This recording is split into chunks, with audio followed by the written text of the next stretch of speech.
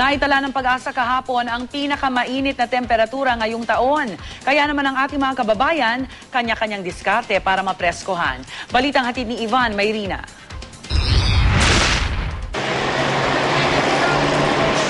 Ramdam nyo bang kakaibang init? Huwag nang magtaka. Naitala ng Pag-asa ang pinakamataas na temperatura ng 2013 sa Metro Manila, gayon din sa buong bansa. 35.2 degrees Celsius lang naman ang temperatura dito sa Kamaynilaan. Umabot pa sa 56% ang antas ng humidity o alinsangan. Kaya ang naramdaman daw nating init o ang heat index ayon sa Pag-asa, 43 degrees na. Sa Dagupan at General Santos City naman ay itala ang pinakamataas na temperatura sa bansa ngayong taon, 37 degrees Celsius. Malayo man ito sa 42.2 degrees Celsius na naitala noong May 1969 sa Tugigaraw, Cagayan. Ayon sa Pag-asa, hindi malayong tumaas pa raw ang temperatura sa mga susunod na araw. Kadalasan po yan either last week ng April o kaya ay first week ng May. Doon po tayo nakapagtalan ng highest temperature. Karaniwang diskarte kontra init ang paghuhubad ng damit at pag-inom ng samalamig. O kung di maiwasang lubas ng kalsada, taklob at balabal ang nagiging katapat.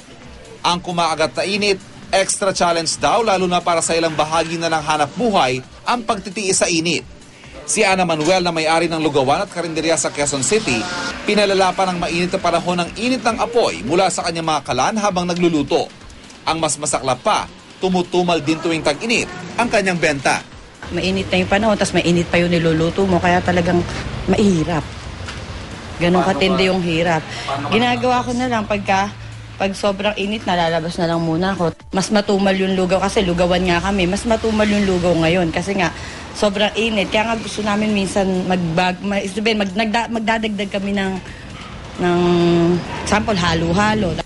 At kahit gabi na, hindi pa rin ligtas ang marami sa matinding alinsangan. Sa datos ng Weather Central, umabot sa 33 degrees Celsius ang temperatura sa Metro Manila. Kaya mag-asawang Francisco at Virginia Creer na nakatira sa gilid ng kalye sa Quezon City, sa hanging dala ng dumarang sasakyan, umaasa para mapawi ang init.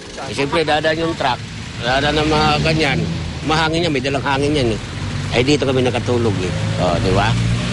Ayan ang aming electric fan. Matindi ang init. Napapaso ako. Na ano yung balat ko. Tapos masakit pa ulo. Paano ginagawa niyo, nanay? Naglalagay ng talong ng tuwalya. Ivan Mayrina, GMA News.